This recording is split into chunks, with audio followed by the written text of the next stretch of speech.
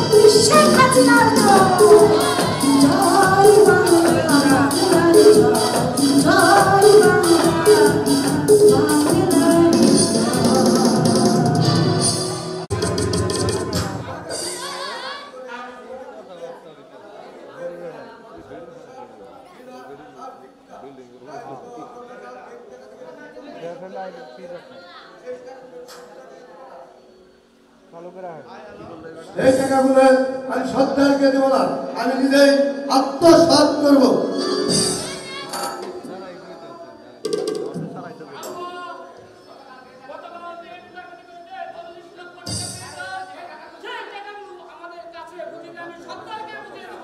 বড় ভাই গতকাল কেন্দ্রে 40 লক্ষ টাকা আমি পেয়েছি টাকাগুলো আমি গরিব দুঃখী মানুষের মাঝে বিলিয়ে দিয়েছি বড় ভাই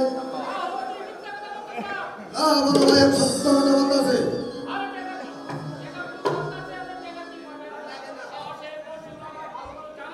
হ্যাঁ দেখা যাক ভাই কার বাহু থেকে তো ভালো আছে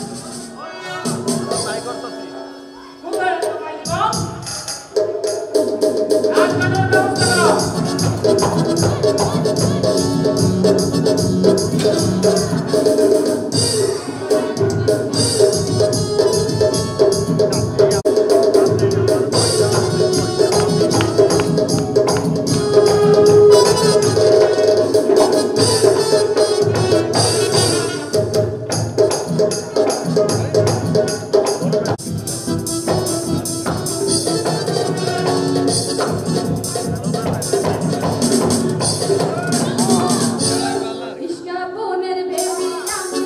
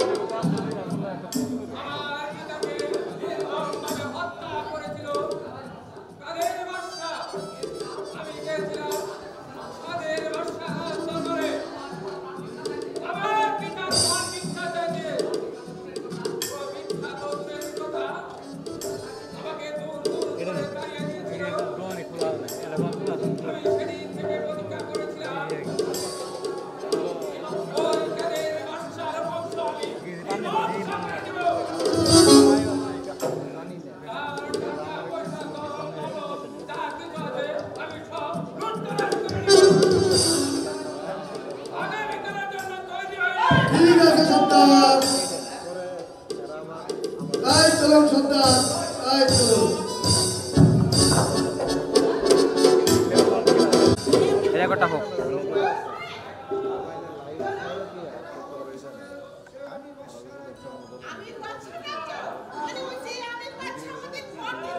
Again?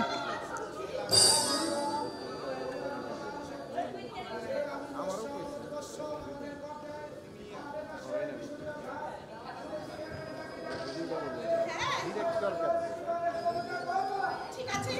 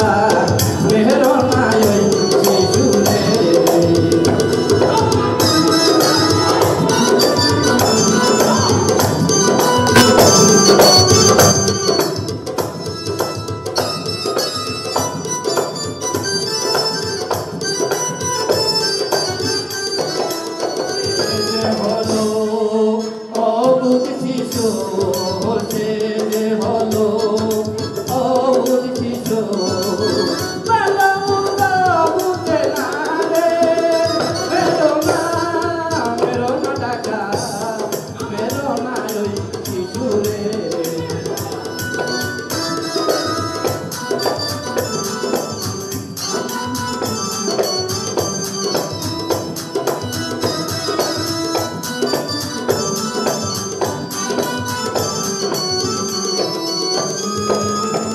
অবুধ শিশু মারবি যদি অবুধ শিশু মারবি যদি বাপের বিচার করবে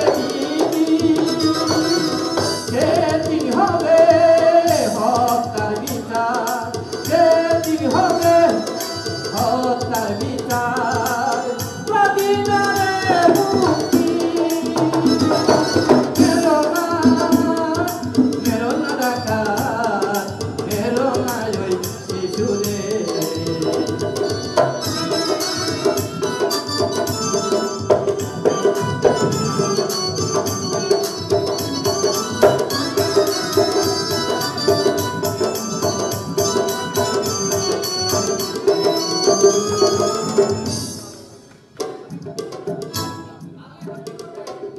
তাহলে এখন কি করবো বাঙাল বাবা? ওই রেখে দে তো ওই পথের দ্বারে রেখে দে তো ওই পথের দ্বারে দেখা করবে পরবারে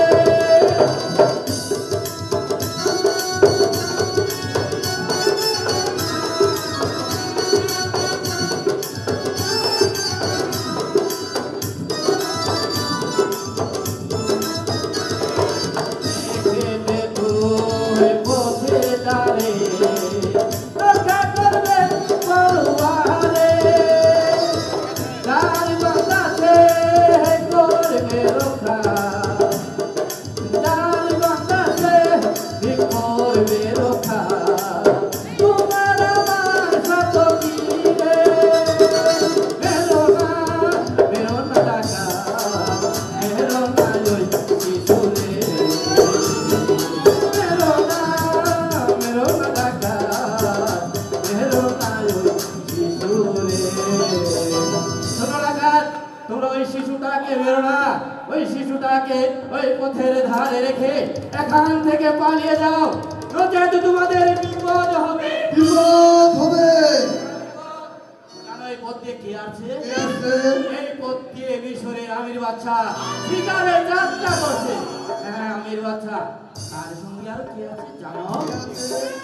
তার সঙ্গে আছে গোলাম খা হ্যাঁ গোলাম খা তার সঙ্গে আরো কি আছে জানো কে আছে বাঙাল বাবা? তার সঙ্গে আছে এই মিশরের সেরা লাঠিয়াল মালিকের সর্দার হ্যাঁ মালিক সর্দার তোমরা ওই শিশুটাকে ওখানে রেখো ওইখানে ওখানে রেখো যাও পালিয়ে যাও পালিয়ে যাও যাও যাও পালিয়ে যাও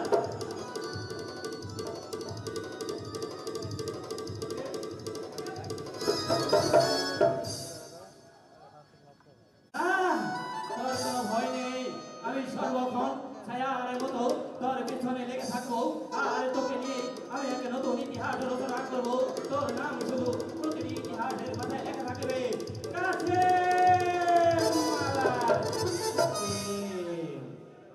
এই যে দুনিয়া কিসের লাগিয়া অতি যত্নে করা আছেন এই যে দুনিয়া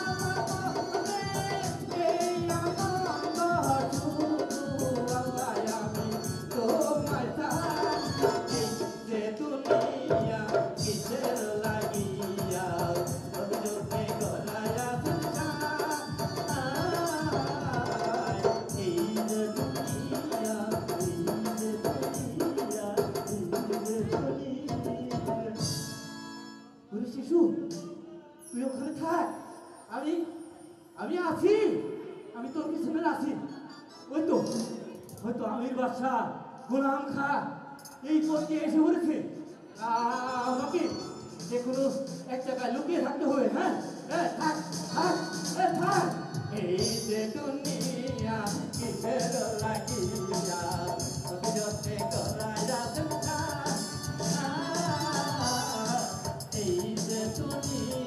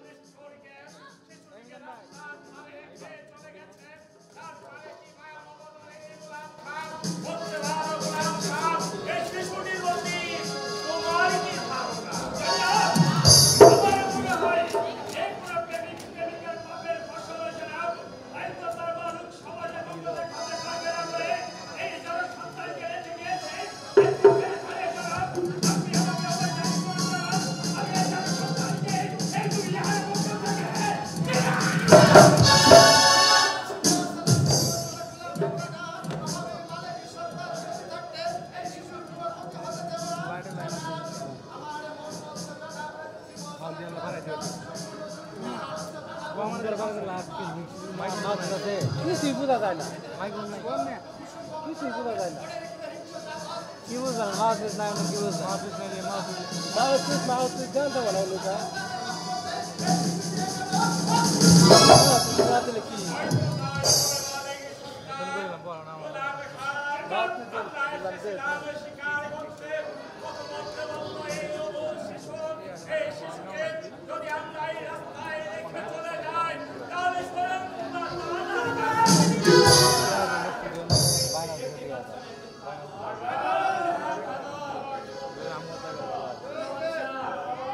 মোবাইল গো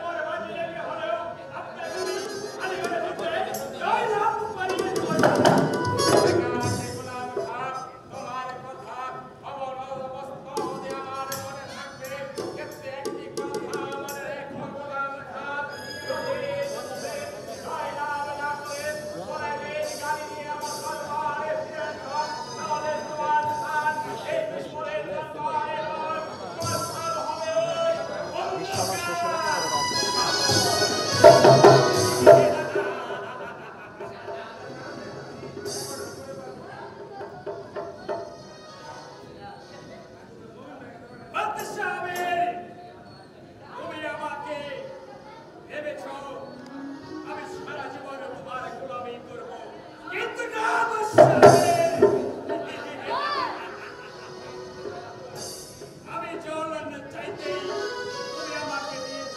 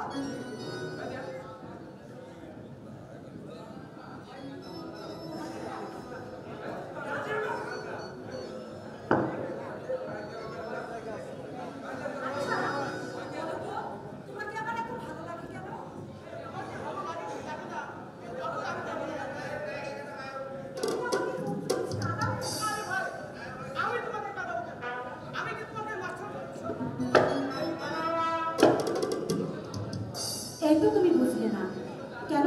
তুমি শোনোনি কাল নূরজাহানের সঙ্গে আকমলের বিয়ে হয়ে গেছে? নূরজাহানের সঙ্গে আকমলের বিয়ে হয়েছে, তোমার সাথে তো আমার বিয়ে হয়নি। তুমি আমার কথার মানে কিছুই বুঝতে পারছো না, তাই এই কথা বলছো। আমি তোমার চিরদাসী,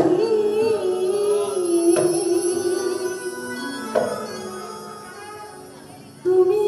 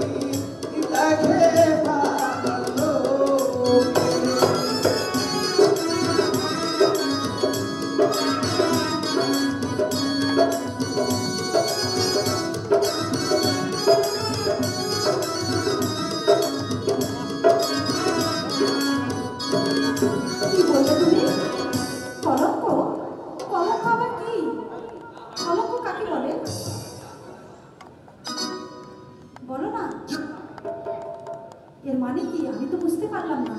বুঝতে পারছো না? না তো। তুমি হলে ধনীর কন্যা, আমি হলাম ওই গরিবের ছেলে। তোমার সাথে প্রেম কি ভালোবাসা হলে এই পাড়ার লোক দেখলে এই কলঙ্ক ঘটাবে। সেটাই তো বলছি, কলঙ্ক আবার কি?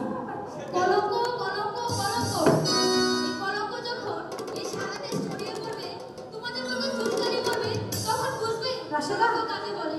তুই কি বলছিস? হ্যাঁ, আমি সত্যি বলছি। এই সখী, সে কথা তুমি আমায় বলছো কেন সখী? আমার তো কোনো দোষ নেই। ওই মালার সাথে আমি তো জোর করে প্রেম ভালোবাসা করতে আসিনি। রোজ রোজ মালাই আমার কাছে এসেছে। বন্ধু, তুমি তাকে বুঝিয়ে বলো। বন্ধু, তুমি বুঝলি না? এবার আসি তো। বন্ধু, শোনো, শোনো এবার আসি বন্ধু, না। শোনো। এই সখী, তুই না বলেছিলি তুই কখনো কাউকে ভালোবাসবি না, তুই যাকে ভালোবাসিস তুই আমাকে বলবি। বলিনি লিনি সখী,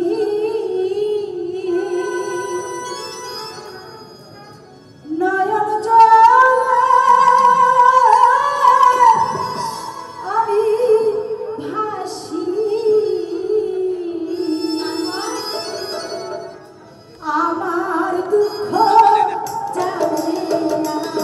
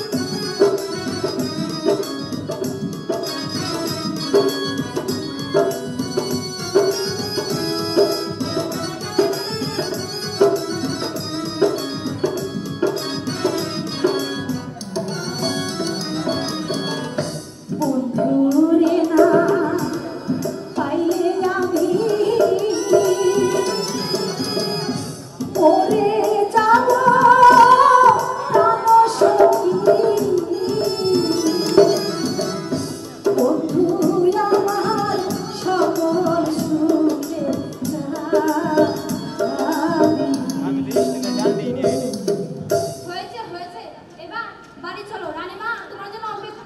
তুই আমাকে আগে বলবি না? শোন, আমি যেহেতু প্রেম করেছি, তুই আমাকে সহযোগিতা করবি না? তাহলে চল চল চল চল, এবার আমরা ফিরে যাই।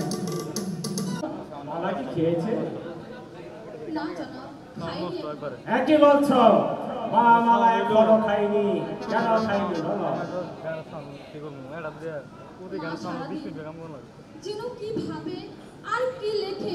আমি খাওয়া দাওয়ার কথা বললো, বলেছে মা আমি খাবো না।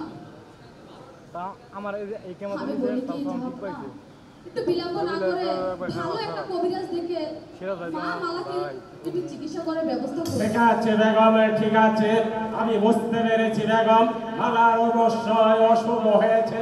তার জন্য তুমি চিন্তা করো না বেগম, যেমন করে হোক মালার চিকিৎসার আমি ব্যবস্থা করবো। যাও বেগম, মালাকে তুমি বুঝিয়ে শুনিয়ে দেখো কিছু খাওয়াতে পারো কি। তবে যাই যাচ্ছি যাওয়ার কথা। চিন্তা শুধু একটি মাত্র মেয়ে আমার, সেবা অসুস্থ, লেখাপড়া খাওয়া দাওয়া সব ছেড়ে দিয়ে কি যেন দিন রাত বসে বসে ভাবে আর লিখে, ডাকলে কোনো কথা বলে না।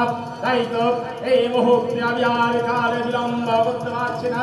এই মুহূর্তে বিলম্ব না করে সেনাপতি গোলাম খাঁকে ডেকে ভালো কবিরাজেরই ব্যবস্থা করতে হবে। কোথায় গোলাম খা? যাহা পড়ার জয় হোক, যাহা পড়ার জয় হোক। আমায় কি জন্য স্মরণ করেছেন জনাব? গোলাম খা, জনাব, এই মুহূর্তে তুমি আর কালে বিলম্ব না করে চলে যাবে কবিরাজের বাড়িতে। ভালো একজন কবিরাজ থেকে মালার চিকিৎসার ব্যবস্থা করতে হবে। জনাব, আমি মালার তো কোনো অসুখী হয়নি জনাব। আমি কালও দেখেছি চাষির সাথে যখন স্কুল থেকে বাড়ি ফিরেছিল, আমি তাকে ভালোই দেখেছি জনাব।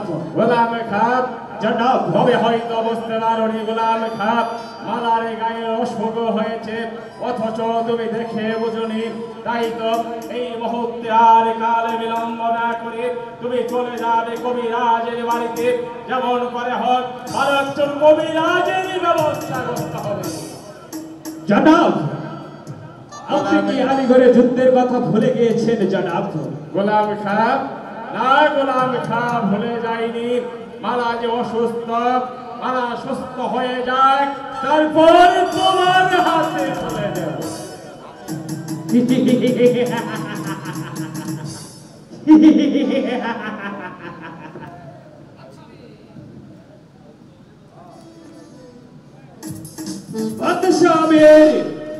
তুমি হয়তো জানো না বাদশাহের শাহজাদি মালার কোনো অসুখী হয়নি, তার হয়েছে কিন্তু আমি লোক সমাজে জানতে পেরেছি শাহজাদি মালা নাকি ওই বাদির বাচ্চা কাশেমকে দেখে তার প্রেমে হাবুডুবু খাচ্ছে। কিন্তু বাদশাহের তোমার কি স্মরণ হয় না আলিগড়ে যুদ্ধে তুমি আমার কাছে প্রতিশ্রুতি দিয়েছিলে, আলিগড়ে যুদ্ধে জয়লাভ করতে পারলে তোমার একমাত্র কন্যা শাহজাদি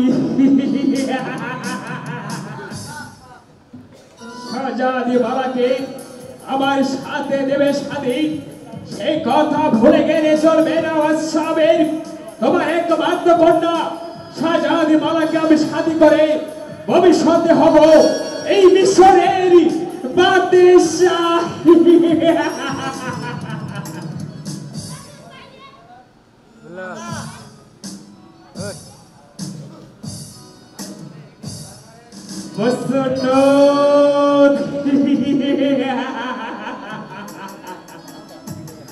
তুমি কি দিয়ে গড়া মসনদ, হীরা জহুরা মুক্তা মরি দিয়ে ঘরা মসনদ। তাই তো তোমাকে দূর থেকে জানাই হাজার সালাম। আসসালামু আলাইকুম।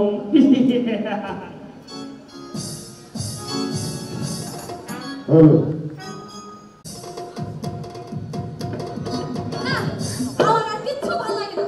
মরার কবিরাজ আজ থেকে 7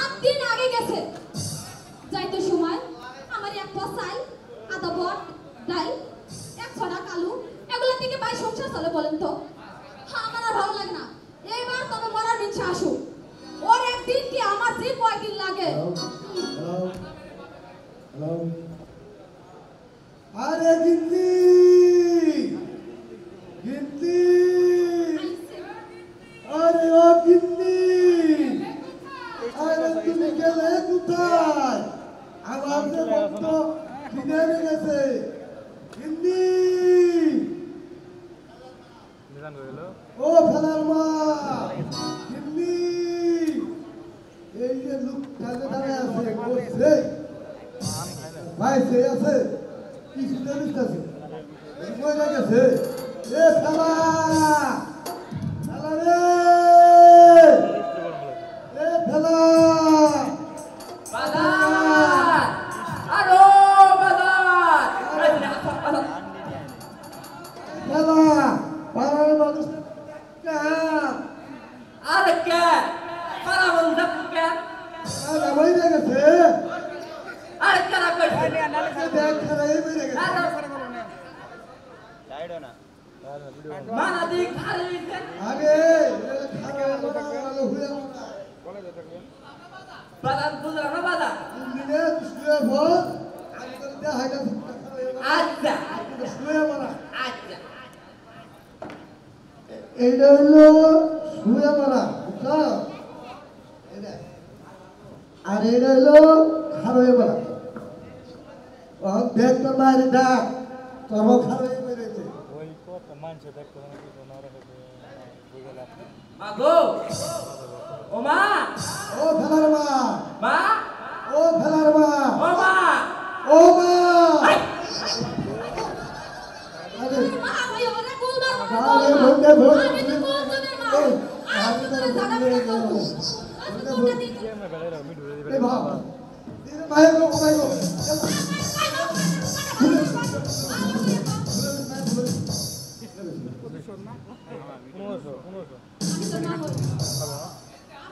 আদরে গিন্নি তোমার জন্য কত কিছু নিয়ে আসি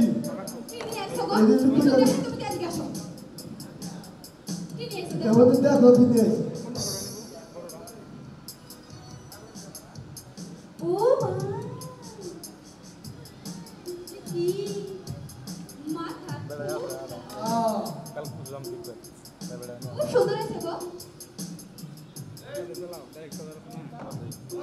তুমি কোন হাত চেয়ে গেছো আমি এদিকে আসো আরে ওদিকে বহো গামে দেবো তুমি কই কই ঘুরছো গো মেলা মানুষ বেড়ে বেড়ে বুঝি মেলা মানুষ বাড়ি টাকা পয়সা আনো নাই টাকা পয়সা আনো নাই না আনো নাই না আনো নাই আমার তো নগলা নিয়ে আইসা হ্যাঁ। তাহলে তো হবে না টাকা পয়সা দেওয়া লাগবে তো দাও বাইর করো আর ভিতরে আছি বাইর করো আমি তো ভিতরে আছি টাকা পয়সা আনো নাই না আছি আনো নাই টাকা পয়সা আনো নাই হাতে যাবো থেকে প্লিজ মানুষের বাড়ি বাড়ি ঘুরছিস আমরা কি কিছু লাগবে না খাওয়ার ওইটা তোমার কি জানিস না হ্যাঁ কেন তোমার কোন বাবা নিয়ে আসি আমার হাতে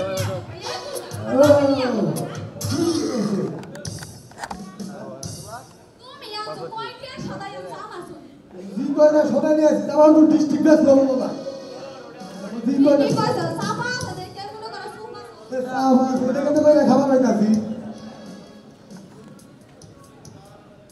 আমার আর ভালো লাগে না সাথে একটা কথা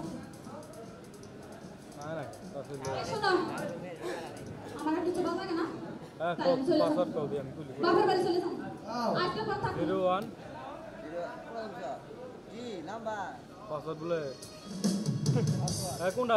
কবিরাজ ভাই আছো কবিরাজ এই কবিরাজ ইয়ারি রেখে বাদ দে আমি মিশরের সুবাসনা গোলাম খা না তা আপনি কিসের জন্য আসছেন আমি এসেছি বাদশার কন্যা শাহজাদি মারার অসুখ তুমি তার চিকিৎসা করবে ঠিক আছে তাহলে কয়টা পান জোগাড় করতে হবে বলো কবিরাজ কি পলব জোগাড় করতে হবে এক নম্বর হলো 6 গুণ গয়নের ভূত এই কবিরাজ এটা কোনো পলব হলো নাকি 2 নম্বরে এক সরেন কালা গরুর নাটা নম্বর হইল গিয়া 6 গুণ 9.5 আদা ওর সঙ্গে 22 গুণ লঙ্কা দিয়ে একসাথে বাইকে লাগাই দিলে আগাগোড়া সমান এলো। ঠিক আছে কবিরাজ, আমি তোমার সব কথাই বুঝতে পেরেছি। শোনো কবিরাজ, তোমার চিকিৎসা আমার খুব ভালো লেগেছে। এদিকে আমার কাছে এসো কবিরাজ। তোমার মন্ত্র দিয়ে বাদশাহ কন্যা শাহজাদি মালাকে যদি আমার বাধ্য করে দিতে পারো, তোমাকে আমি বহুত পরিষ্কার দেব। আরে শোনো কবিরাজ, এই নো কিছু তোমার বকশিস, কথাটা যেন মনে থাকে কবিরাজ।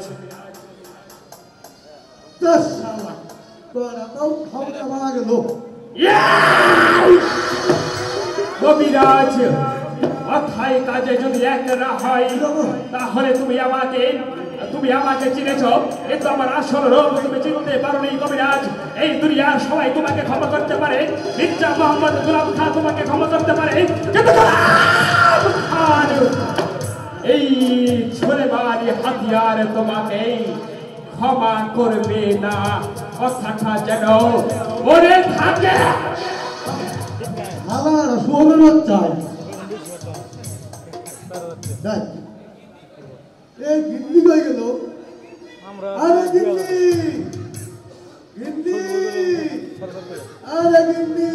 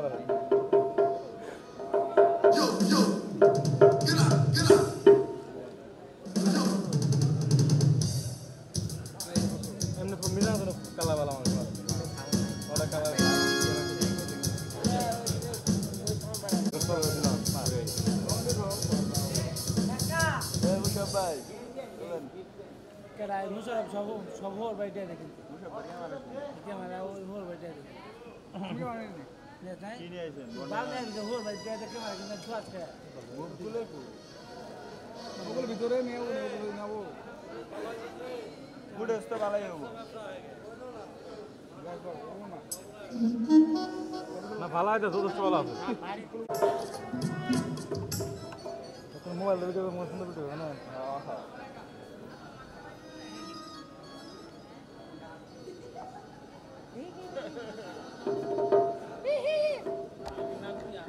মিষ্টি মিষ্টি মিষ্টি আসি মিষ্টি দেব আসেন আসেন না কেন আল্লাহ আমার খাতা জমা দাও তো মোবাইল নাই দেখে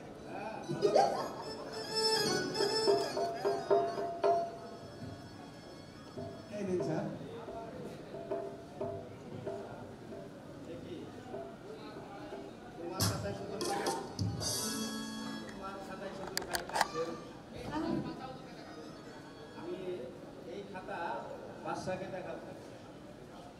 না না স্যার, এবারের মতো আমাদেরকে ক্ষমা করে দিন স্যার। আমরা এরকম ভুল আর কোনোদিন করবো না। এর কোনো ক্ষমা হবে না স্যার, স্যার, স্যার কথা শুনুন স্যার। মালা শোনো মালা, এখন উপায় তোমাকে ওসব নিয়ে ভাবতে হবে না, তুমি এখানে বসো।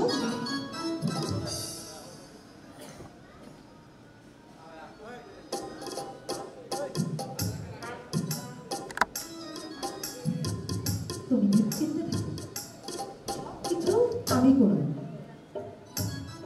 আল্লাহকে কি আশা কি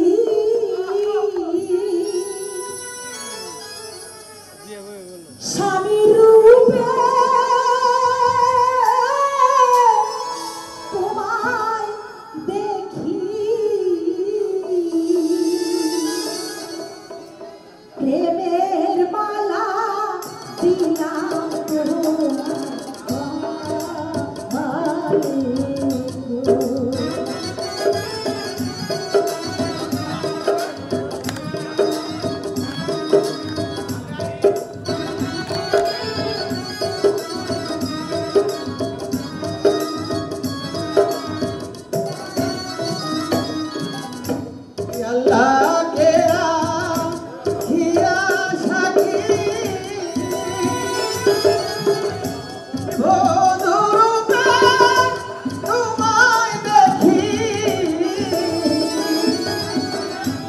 ওরে মালা দিলাম তোমার গলে গো।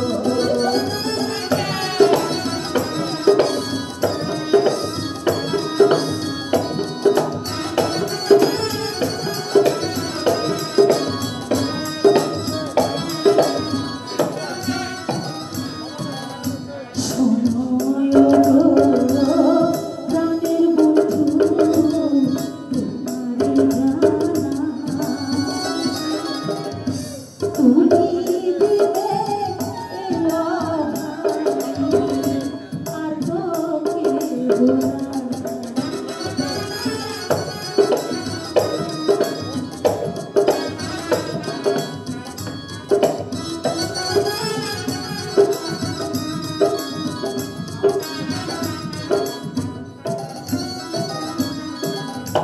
তুমি আমার সকল আশা, তুমি আমার ভালোবাসা, জীবন মরণ থেকো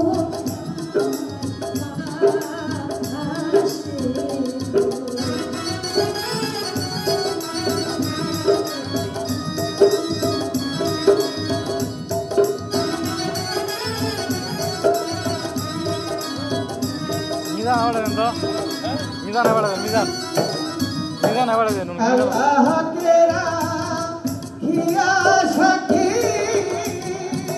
বলো আমি তোমায় ভালোবাসি সত্যি জীবন যৌবন সব দিলাম তোমারে গো।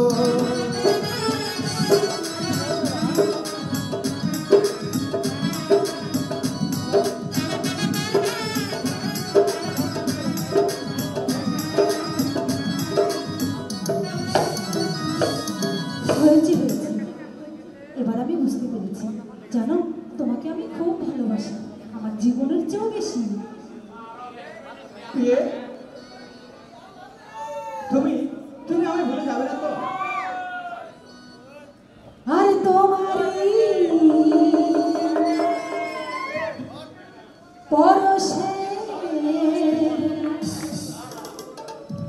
জীবন আমার গো ধন্য গো। তুমি যে আমার চির আশার আলো, তুমি যে আমার চির আশার আলো।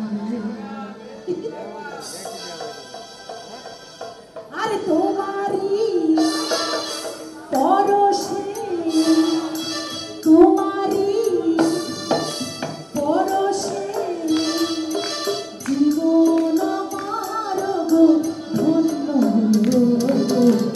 তুমি যে আমার চির আশার আলো, তুমি যে আমার চির আশার আলো। আরে তোমারই পরশে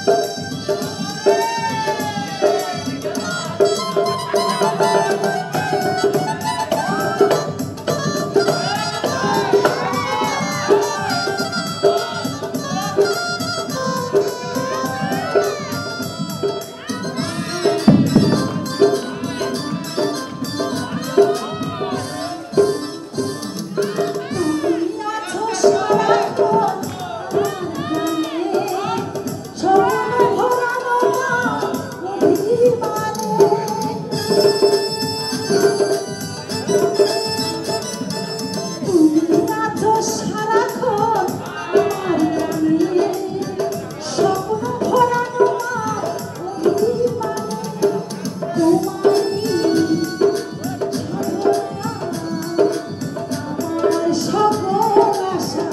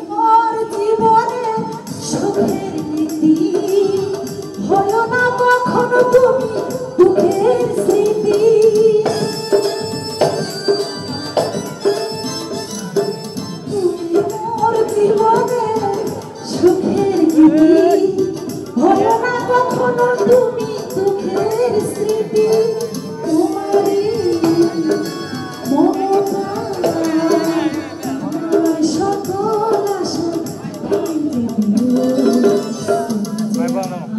চির আশা চির আশা আর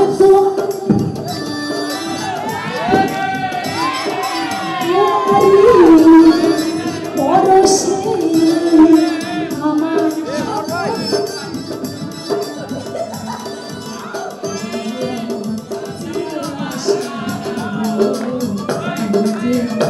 চির আশা চির আশা। আচ্ছা বলো তো মালা, মালা মিলন কই আচ্ছা মিলন কই? বলো তো, আমি যদি তোমার আগে মারা যায় তাহলে তুমি কি করবে মালা? ইস, এমন বলো তো, জানো আল্লাহ না করুক এমনটা যেন হয়। শোনো, তুমি যদি আমার আগে মারা যাও তাহলে সারা জীবন তোমার কবরের পাশে বসে আগরবাতি মোমবাতি জ্বালিয়ে শুধু স্বামী স্বামী বলে কাঁদব। আর আমি যদি তোমার আগে মারা যাই তুমি কি করবে বলো তো? শোনো মালা, তুমি যদি আমার আগে মারা যাও তাহলে আমি সারা জীবন তোমার কবরের পাশে বসে বসে মালা মালা বলে ডাকবো। সত্যি বলছো? সত্যি বলছি মালা। মালা মালা বলে কাঁদবে? হ্যাঁ মালা। রাসনা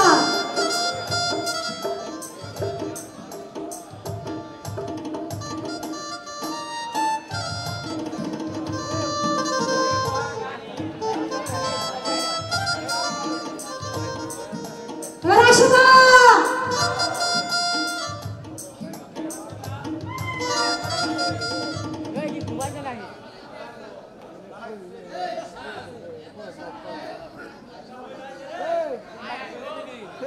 শুনো কাশেম ভাই, কাকের মুখে পাকা তেল শোভা পায় না। রাশাদা, তুই ভুল করছিস। জানিস আমাদের দুজনের বিয়ে হয়ে গেছে। ও মা, তোদের বিয়ে হয়েছে আমি কিনা জানি না। তুই জানবি কি করে? তুই তো অন্য ধাঁধায় করেছিস, তাই তো এত দেরি করলি আসতে। একটু কিন্তু না কোনো গল্প করছি। ও বুঝতে পারছে না। শোন রাশাদা, আজ থেকে তুই আমাদেরকে সহযোগিতা করবি, ঠিক আছে? হ্যাঁ সখী। চলো এবার আমরা ফিরে যাই। তাই চলো মালা।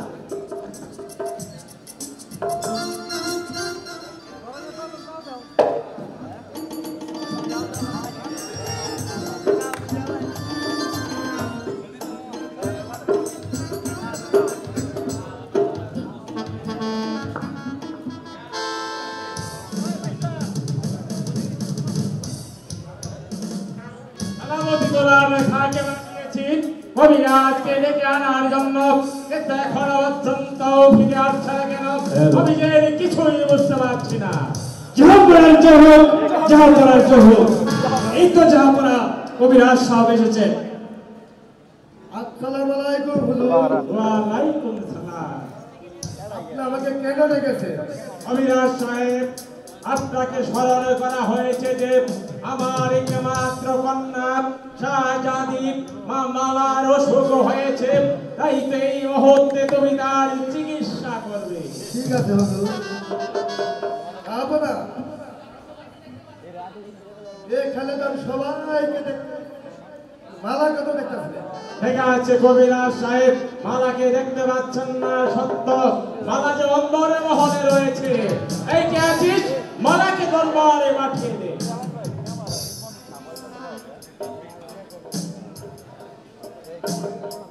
কবিরাজ সাহেব, মালা কিন্তু আমার একটি মাত্র কন্যা, আপনি ওকে ভালো করে চিকিৎসা করে ঠিক আছে হুজুর।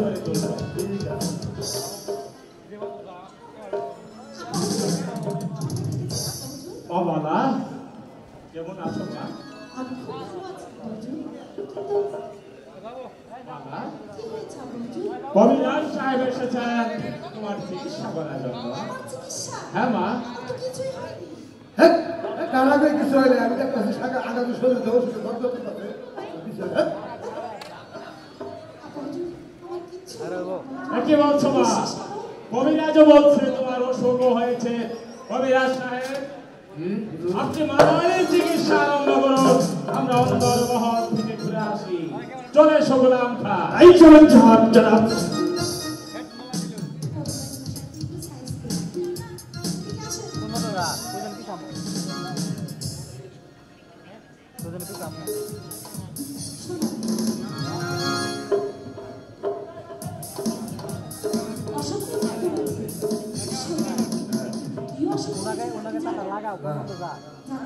না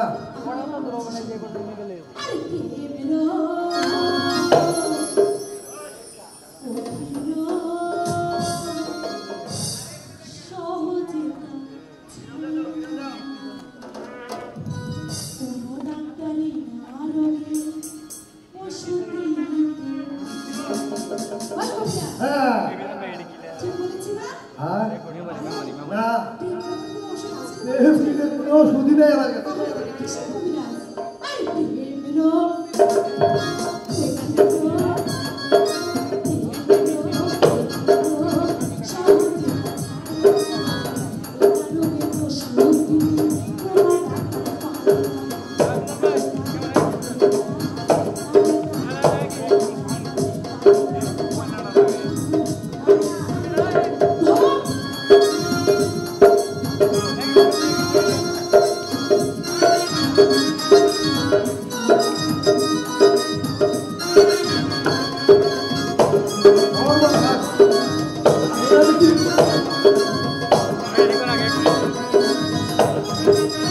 আগে নেবে টানো আগে পরে একবার মারবা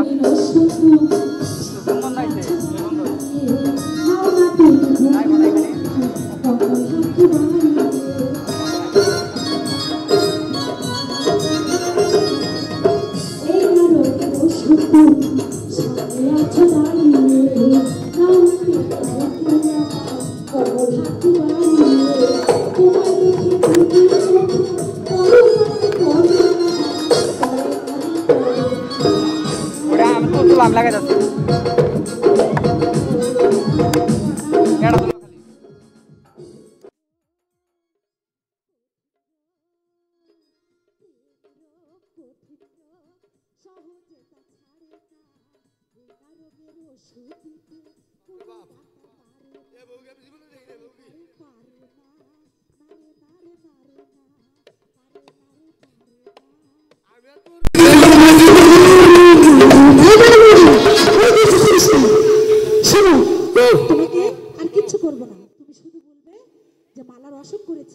কিন্তু প্রতিদিন নদী ভ্রমণে যেতে হবে। ঠিক আছে সকাল করে কিন্তু আল্লাহ গো শুধু লাগলা আমি তোমাকে অনেক টাকা দেবো, ঠিক আছে? ঠিক আছে হ্যাঁ, এবার সবকিছু ঠিক করে নাও।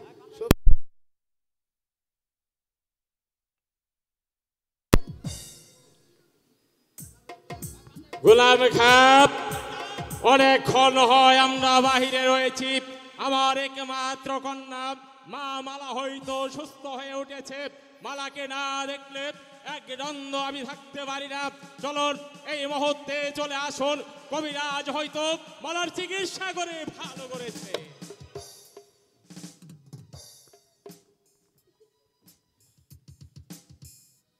কবিরাজ সাহেব, জাপানা মালার চিকিৎসা হয়েছে। জি জি হয়েছে জাপানা। মালার চিকিৎসা সম্পূর্ণ হয়েছে। জি ঠিক আছে গোলাম খাপ, এই মুহূর্তে কাল বিলম্ব না করে কবিরাজকে বিদায় করার ব্যবস্থা করে দাও। ঠিক আছে হুজুর। এর মধ্যে আবার মা মালাকে হ্যাঁ বলুন। ওই নদীর তীরে নদীর তীরে নৌভোজনে যেতে হবে। ঠিক আছে কবিরাজ সাহেব, এই কথা আপনি আমাকে আগে বলেননি কেন? আজ থেকে প্রতিদিন নৌভোজনে মালাকে আর রাশেদাকে পাঠিয়ে দেব। গোলাম খাপ, কবিরাজকে বিদায় করে দাও।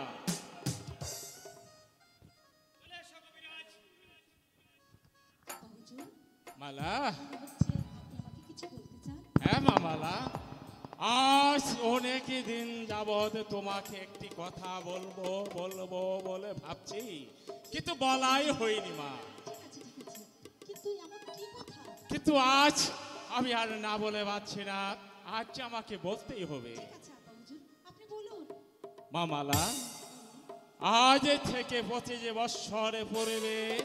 25 বছর? হ্যাঁ মা, আমার রাজ্যে আলীনগরে যুদ্ধ বেঁধেছিল। সেই যুদ্ধে সেনাপতি সাহেবকে আমি কথা দিয়েছিলাম, সেই যুদ্ধে যদি জয়ের মুকুট আবার মাথায় পরিয়ে বিজয় উল্লাসে রাজ দরবারে ফিরিয়ে আনতে পারি, তাহলে আমি তোমাকে তার হাতে তুলে দেব। বসুন আব্বা হুজুর, বসুন। আব্বা হুজুর, হ্যাঁ বলো মা। কথায় আছে না, মাতা পিতা জন্মদাতা, বলে গুরুজনে, হ্যাঁ। বিধাতার কলমের লেখন কে খণ্ডাইতে পারে? অর্থাৎ আব্বা হুজুর, আপনি আমার জন্মদাতা, হ্যাঁ, কি বিবাহ দেওয়ার অধিকার আপনার নিশ্চয়ই আছে। অবশ্যই আমার অধিকার রয়েছে, কারণ আমি তোমাকে কুলে পিঠে করে মানুষ করেছি, খাওয়িয়েছি, ঘুমিয়েছি, তার জন্যই আমার দায়িত্ব রয়েছে। সেজন্যই আমি কথা দিয়েছি তোমাকে গোলাম খার হাতে তুলে দেব। বলো কিন্তু কিন্তু কিন্তু কি মালা, আমি যে বুঝতে পারছি না বলের মধ্যে কিন্তু কি হয়েছে। হ্যাঁ বলো, হ্যাঁ বলো। বিয়ে হয়ে গেছে, বিয়ে হয়ে গেছে, বিয়ে হয়ে গেছে। কোথায় কোন দেশের শাহজাদার সঙ্গে? সে কোনো দেশের শাহজাদা নয় আব্বা হুজুর, তবে সে হচ্ছে লাঠি আল মালিক সর্দারের ছেলে কাশেমের সঙ্গে। আবু কাসেম, আবু কাসেম, আবু কাসেম। গোলাম খাব জনাব, এই মুহূর্তে আমি আর সহ্য করতে পারছি না গোলাম খাব। তবে কালে বিলম্ব না করে এই মুহূর্তে চলে যাবে মালিক সত্তারের বাড়িতে। মালিক সত্তারকে বলবে বাদশাহ নামদার যে দান করেছিল তার আদেশ আজ এই মুহূর্তে বাড়ি থেকে শাহজাদি মালা, তুমি আমার মনের আশাকে আর বুঝে পূর্ণ হতে দিবে না মালা। আমাকে ওই বাদির বাচ্চা কাশেমকে এই বাড়ি থেকে যদি আমি মিশর থেকে যদি তাড়িয়ে দিতে না পারি, তাহলে যে এই গোলাম খার মনের আশা কোনোদিন পূর্ণ হবে না। আর শাহজাদি মালা আমারও হবে না। আমি আর এই মিশরের মস্তদে বসতে পারবো না। এই জ্বালা যে আমি আর সহ্য করতে পারছি না। না না, আমাকে আর কাল বিলম্ব করলে চলবে না। আমাকে এই মুহূর্তে ছুটে যেতে হবে ওই মালিক সত্তারের বাড়িতে। আর ওই কাশেমকে এই বিশ্ব রাজ্য থেকে তাড়িয়ে দিতে না পারলে গোলাম খার মনের আশা কোনোদিন বাস্তবে পরিণত হবে না। দুপুর গড়িয়ে সন্ধ্যা হয়ে গেল। আমার একমাত্র সন্তান শাহজাদা কাশেম স্কুল থেকে ফিরেছে। আয়শা, স্বামী এখনো কাশিম স্কুল থেকে ফেরেনি। কাশেম স্কুল থেকে ফিরেনি? না স্বামী। শোনো আয়শা, আমি লোক মুখে শুনতে পারলাম শাহজাদি মালার আমার একমাত্র সন্তান আবু কাশেম এনাকে প্রেম ভালোবাসা করেছে। এ তো ভালো কথা। প্রেম ভালোবাসায় তো খোদার দান স্বামী। কেন বুঝতে পারছো না আয়শা? শাহজাদি মালা হয়েছে বাদশাহ আমির শাহর একমাত্র কন্যা, আর আমার সন্তান আবু কাশেম হয়েছে গরিবের ছেলে।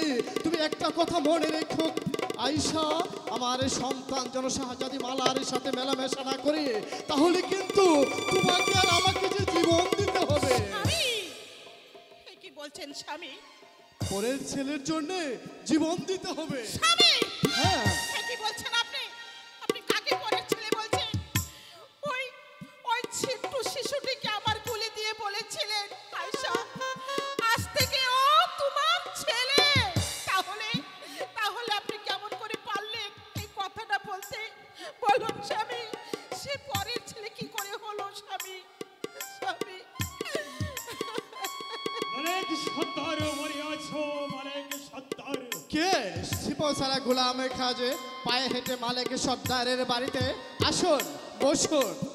আমি বুঝতে আসিনি মালিক সর্দার, তাহলে কি জন্য এসেছেন? আমি এসেছি বাদশাহের হুকুম নিয়ে। বাদশাহের যে ছেলেটি তোমায় দান করেছিল, হ্যাঁ করেছিল। আজ তার হুকুমে সেই ছেলেটিকে তুমি বাড়ি থেকে তাড়িয়ে দিবে মালিক সর্দার। গোলাম খা, আমার একমাত্র সন্তান আবু কাসেম কি এমন অন্যায় করেছে? বাদশাহ আমির সাজে হুকুম দিয়েছে আমার সন্তানকে বাড়ি থেকে তাড়িয়ে দিতে হবে। মিশরের মহাবীর মালিক সর্দার শুধু জানতে চায় তার সন্তান আবু কাসেম কি এমন অন্যায় করেছে। মালিক সর্দার এই কৈফিয়ত দিবে বাদশাহের, সেই কৈফিয়ত গোলাম খা দিতে রাজি নয়। সিপাহ সালা গোলাম খা, তুমি আমার বাড়িতে এসে আমার সন্তানকে বাড়ি থেকে তাড়িয়ে দিতে বলছো আর বলছো সেই কৈফিয়ত দিবে বাদশাহ আমির শাহ। তুমি আর এক মুহূর্ত এখানে দাঁড়িয়ে না থেকে যাও যাও বাদশার বাচ্চাটা কুকুর আমির বাদশাহ গিয়ে বলবে তোমার সন্তানকে সে তার আদেশকে প্রত্যাখ্যান করেছে। মালিক সর্দার, গোলাম খা, তুমি হয়তো জানো বাদশাহের হুকুম অমান্য করা আর জ্বলন্ত আগুনে ঝাঁপ দেওয়া। জানি। এই কথা মালিক সর্দার, জানে গোলাম খা, জানে বাদশাহ আমিরের হুকুম অমান্য করা আর আগুনে জাপ দেওয়া সমান কথা। তুমিও একটি কথা কান খুলে শুনে রাখো গোলাম খা, আমার একমাত্র সন্তান আবু কাসেমকে বাড়ি থেকে তাড়িয়ে দেওয়ার কথা আর মৃত্যুকে ডেকে আনা সমান কথা। এই গোলাম স্বামী, স্বামী, থামো, থামো, স্বামী। বাবা, আপনাকে আমি কত কত টাকায় খুঁজছি বাবা। কেন বাবা, কি হয়েছে? মাগো, কাশিম, আমার খিদে লেগেছে মা। খিদে লেগেছে? আমাকে কিছু খেতে দাও। বেশ তো, আমি তোমায় খেতে দেব। কি সেনাপতি সাহায্যে আপনি এখানে, আপনি আসুন, বসুন, কিছু শাক ভাত খেয়ে যান। মা আমি আসি। ঠিক আছে, যাও বাবা, তুমি তুমি যাও, যাও। আমি আসছি। সেনাপতি গোলাম খা, আপনি যেই উদ্দেশ্য নিয়ে আমার বাড়িতে প্রবেশ করেছেন, আপনার বাচ্চাকে গিয়ে বলেন আপনার সেই আশা কোনো দিন পূর্ণ হবে না, কোনো দিন না। মালিক সর্দার, গোলাম খা, তোমার বাড়িতে এসে আমি যে বেজ্জতি হজম করে গেলাম মালিক সর্দার, আমি আবার আসবো বাদশাহের হুকুম নিয়ে। সেদিন তোমার মুখের দান আবু কাসেমকে আমি চুলের মুষ্টি ধরে তোমার সম্মুখ থেকে নিয়ে যাব মালিক সর্দার। সেদিন তুমি কথা বলবে। এই গোলাম খা, শুনেছ গোলাম খা, শুনেছ আমার স্ত্রীর কথা শুনেছ, আর কথা শুনে আমার কি সত্তারের গায়ের শক্তি দ্বিগুণ হয়ে গেছে। তুমি আমার বাড়িতে এসেছো, এই কথা যদি অন্য কোনো জায়গায় বলতে তাহলে তোমাকে আমি আল্লাহর কসম জান্ত কবর দিতাম। গোলাম খা,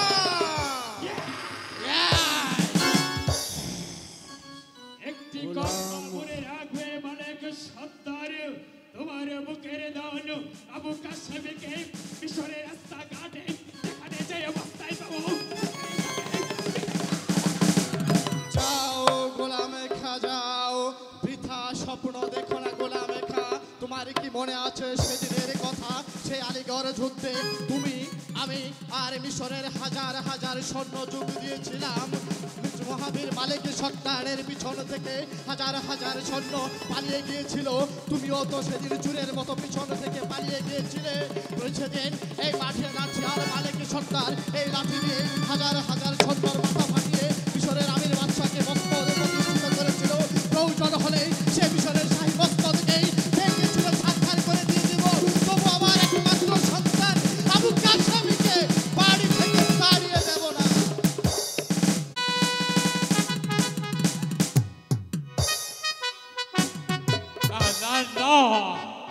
আমি যে কিছু হয়ে বুঝতে পারছিলাম। সিপাহ সালা গোলাম খাকে পাঠিয়েছি মালিকের সত্তারের বাড়ি, এর তো এখনো পর্যন্ত ফিরে আসছে না কেন? আমি যে কিছুই বুঝতে পারছি না। বেজ্জতি, বেজ্জতি, চরম বেজ্জতি জনাব। বেজ্জতি? হ্যাঁ জনাব, মালিক সর্দার আমাকে চরম বেজ্জতি করেছে জনাব। বলে কি সত্তারি তোমাকে চরম বেজ্জতি করেছে? তাহলে কি কাসেমকে বাড়ি থেকে তাড়িয়ে দেয়নি? না জনাব, কাসেমকে তো বাড়ি থেকে তাড়িয়ে দেইনি জনাব। আরো বলেছে মালিক সত্তার কাসেমের নাম যদি আমরা আবার উচ্চারণ করি তাহলে সে আমাদের জিহ্বা ছিঁড়ে ফেলবে জনাব। গোলাম খা, জনাব তোমার হাতে কি অস্ত্র ছিল না গোলাম খা?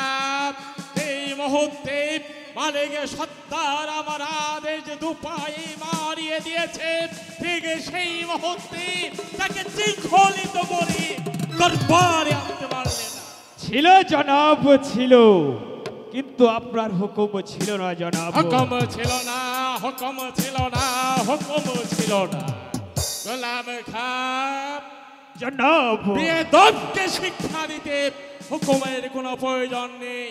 তাই তো এই মুহূর্তে তুমি আর বিলম্ব না করে এই মুহূর্তে চলে যাবে বনে জঙ্গলে পাহাড়ে পর্বতে তন্ন তন্ন করে খুঁজে দেখবে, যেখানে ওই আবু কাসেমকে পাবে সেখান থেকে শৃঙ্খলিত করে আমার দরবারে নিয়ে আসবে। আমি ওর চরম বিচার করব।